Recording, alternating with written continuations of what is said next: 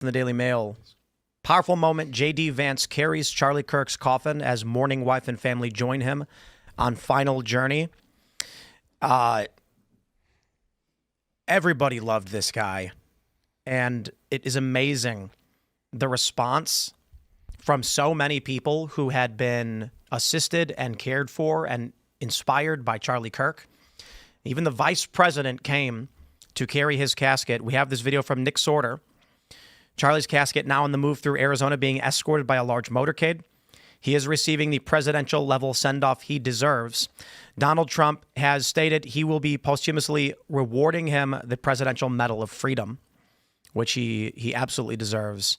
And so it's just incredible to see the respect and just the honor and the dignity and the response that we're getting from the U.S. government for Charlie.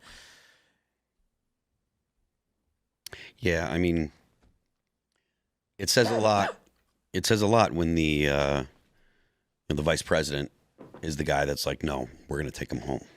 Right. You know? That's not Stephen Miller, I don't think, no.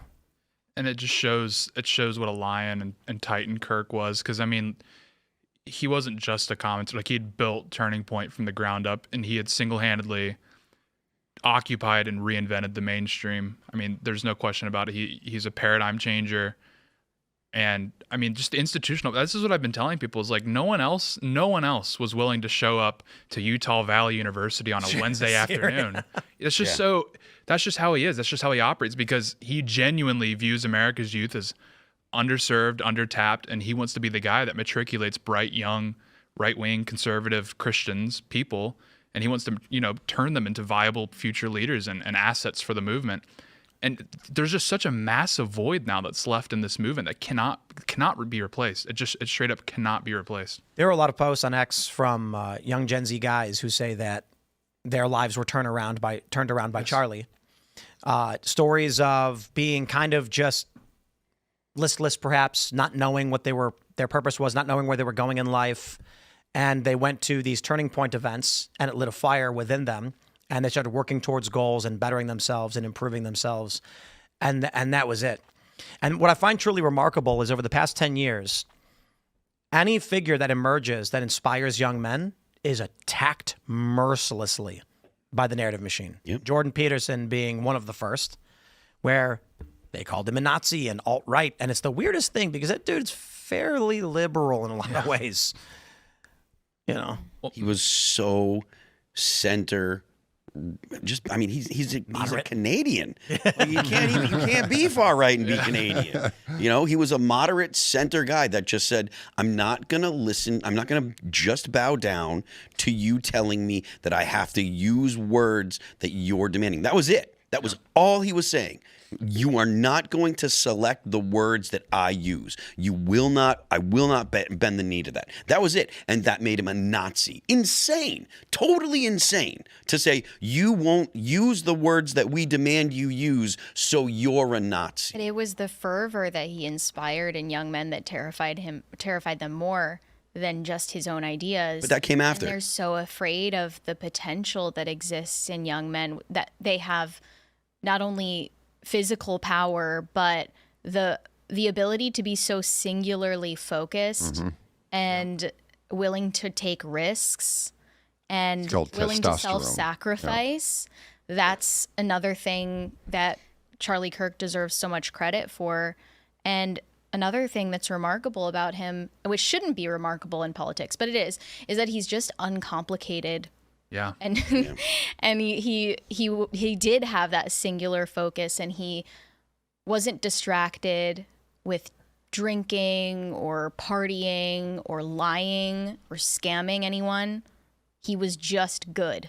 Just uncomplicated good. Yep. And you meet so few people like that in general, but especially in politics. That's what everyone who knew him well is saying. I think it's fair to say the left knows they have to destroy men. Yeah. And so these figures that rise up to give voice to young men and give them direction and purpose, that strengthens a nation. Yeah. There's a lot we've discussed with Charlie Kirk's efforts politically, but I think that is one that has a huge impact. A lot of these young men veering rightward It's not just about them voting for Trump. It's about them returning to church, Yes. getting jobs. Yes. There was a really interesting trend. I covered one of these stories. A woman posted that she has a guy friend who started getting red pilled, she called it, and all of a sudden he didn't want to. He was not feminist anymore. He wasn't going to go along with her ideas. And she said, quote, he is cock blocking himself. Now, what does that translate to? A young man told a woman that he worked with he wasn't going to blindly agree with her so that she would give him sex, that he cared more about truth than getting laid. And what she revealed was she used manipulative tactics and sex to get what she wanted from this man. Mm-hmm. It's an insane revelation that he was turned around by researching, learning, and changing his life. And outside of just these young men are voting for Trump, it's these young men are waking up. Yep. I mean, that's why he was such a threat, is because Charlie Kirk, to young men, just reminded, it wasn't even creating something grandiose, this grand story. It was just he reminded you of who you are inside and who you are as a young man and as a young patriot. Yeah, and what your role is. And that's absolutely petrifying to the left. The Matt Walsh put it perfectly today, where he said, there's not a bigger compliment for your career than the fact that leftists are in jubilation over your death, because that means that you were a genuine threat and that they're celebrating that he's leaving the ring. And it's so poignant. It's so true. Charlie Kirk was like our quarterback for the movement. He really was. And without him, who knows where we'd be. The press conference is set for 9:30 p.m. I had a crazy moment today, which is just, I can't believe it, because I was just hanging out with my wife and my daughter, and we were just going over basic family stuff, and we were having a conversation that was just like, I don't want to be too in detail because of security reasons, but it was basic stuff, like we're going to go to the post office, and my wife looked at me and said, they just killed Charlie. And I was just, it's like, it's impossible for me to believe it. It's weird. It's horrifying and still hard to believe. Like when I pulled up this image, this video from Nick Sorter, and there's a hearse driving in a vehicle, and I'm like, how is this? My brain is just, my emotional centers are saying Charlie's not dead. And I cannot exist in a world where I'm watching a video where a car is driving the corpse of Charlie Kirk. It doesn't. No. It's just I can't even. It is a horrifying. It is a nightmare. Mm-hmm. I can't believe I'm looking at this right now. It just doesn't feel real. Yeah. I don't know. It's going to take a while for it to feel real. I mean, yeah. And look, behind the scenes, we're going over like our production schedules and everything, and I'm like, I have no idea. Nothing. I turn the news on, and every 15 minutes, it's updates on the Charlie Kirk assassination, and then they'll talk about Poland or these other stories, and it's just instant dial tone. Mm-hmm. There's just nothing there. Mm-hmm. When they are talking about Trump's response over Poland and even the story in Annapolis, it just doesn't register. There's no story I could see anywhere. I just exit out, close it out. None of it. It's not real. This is the only thing that we're thinking about, and we're, hopefully by next week, we'll just be, I guess, grieved, chilled a bit, and then we can figure out how things are moving forward. Right now, I mean, I'm talking to friends, and it's a scramble. It's every plan disrupted. Yeah. Every schedule, every meeting erased in an instant. Yep. I mean, it's the amazing thing, like talking to a lot of my friends in the space that are active politically, and everyone you talk to, who none of them have any tie-ins together, and Kirk had an iron in the fire with every single one of them. That's wild. He was just always working, always just project after project after project. So it's like even beyond Turning Point, I'm talking to guys that probably don't even have any idea of who each other are. Yeah. And Kirk had an iron in the fire with them. It's actually kind of weird. Yeah. Some of the conversations I've had. Superhuman. Yeah. And they're like, oh, did you know? I was talking to Charlie about, I'm like, you were? I was like, how is that literally everybody I know had been working with Charlie in some capacity? That's that dude. Wow. He's going to save this country with brute force, sheer willpower.